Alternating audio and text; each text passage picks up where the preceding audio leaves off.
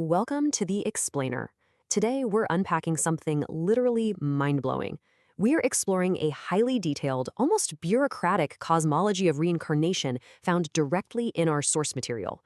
If you've ever found yourself wondering how the universe might actually, process human lives, well, you're going to absolutely love this.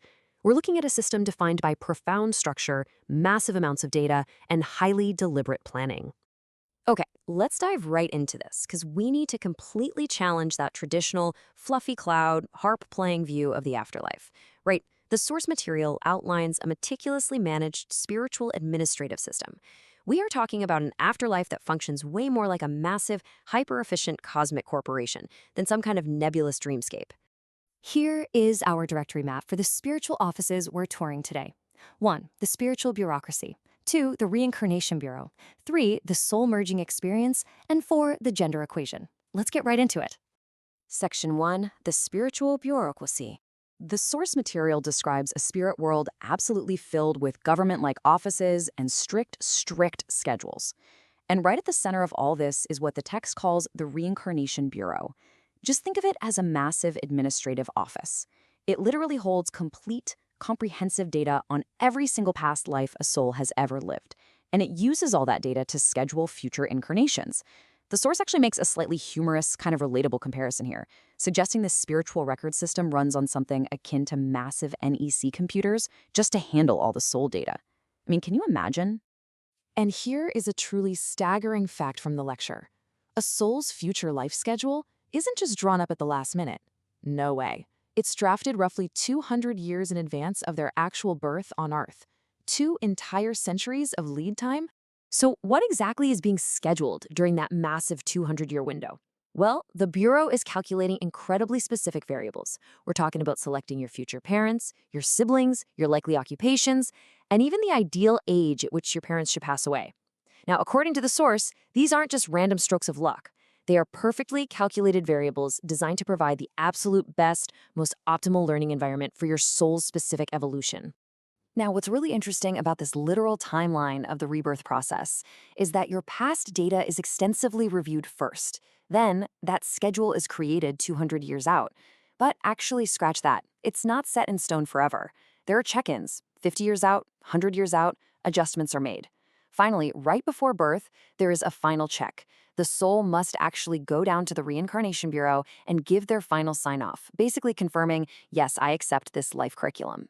But wait, once you sign off, you don't just instantly wake up as a baby. The source describes a pre-birth orientation. Souls gather in a massive spiritual base, and the lecture explicitly compares it to a giant stadium like the Tokyo Dome or the Big Egg. So here, for about 2 to 3 months, souls undergo an educational guidance period. They're shown these video-like presentations about the current state of the physical world they're about to enter, just so they are fully prepped and ready to hit the ground running. Then comes the physical transition. As the orientation wraps up, the lecture notes that the soul's spiritual body begins to change. Like a cocoon, it shrinks down into a small seed-like state to actually enter the mother's womb.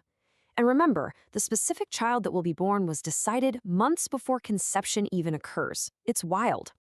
Section 2. The soul merging experience. Let's shift our narrative a bit here. We've looked at the highly clinical, bureaucratic data. But there's also a transcendent emotional climax to this whole process. And this introduces the concept of soul siblings. You see, you're not entirely alone in your journey. You're part of a group, which typically consists of about 6 souls. This group is managed by a core, or main soul, with higher spiritual energy, and they operate on a massive 2,000-year collective plan.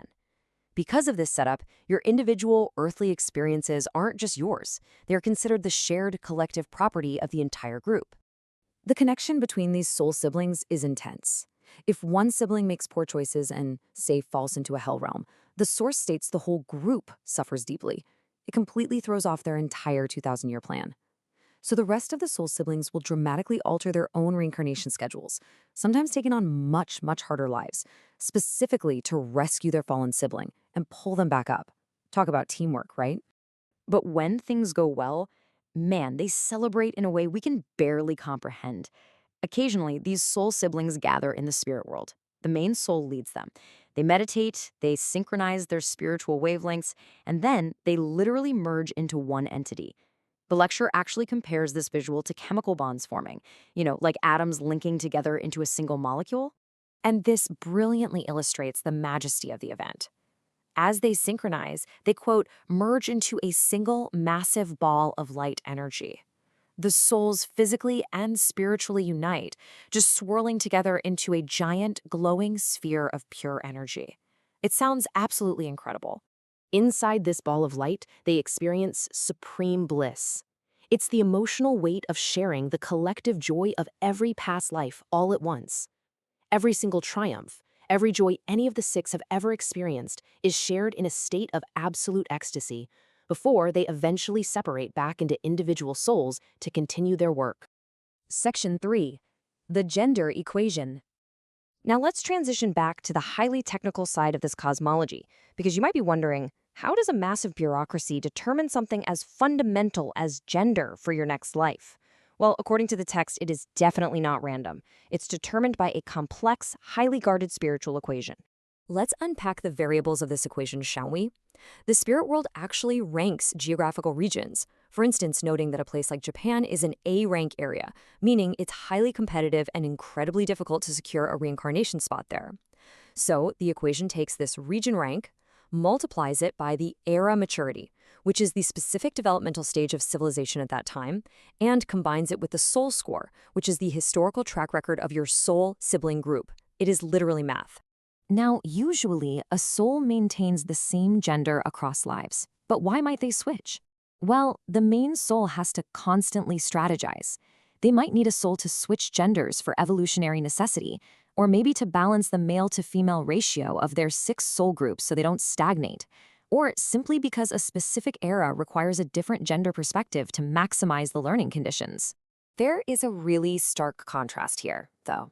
Staying the same gender requires natural spiritual alignment. Your soul's natural energy just fits the mold. However, switching genders requires a distinct, mechanical, spiritual intervention. So, the crucial point is that switching isn't just a simple mindset shift. The Reincarnation Bureau actually conducts an energy infusion ceremony.